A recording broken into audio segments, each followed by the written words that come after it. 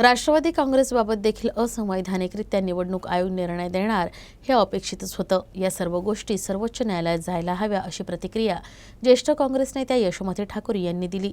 जे काही राज्यात सुरू आहे ते महाराष्ट्राला अशोभनीय आहे, तर येत्या काळात महाराष्ट्राची जनता या सर्वांना सडेतोड उत्तर देणार असंही त्या म्हणाल्या।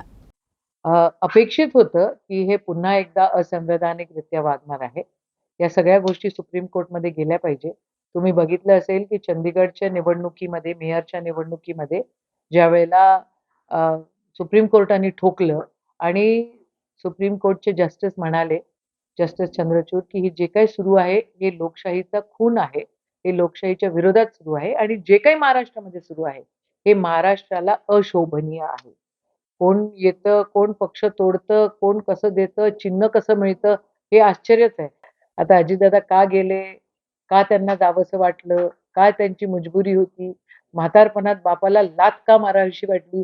जो व्यक्ती स्वतःच्या बापाला म्हातारपणात लाथ मारते, तो व्यक्ती जनतेचं काय करणार आहे हो? जो स्वतःचा बापच नाही सांभाळू शकला, तो जनता कशी काय सांभाळेल? ही फॅक्ट आहे.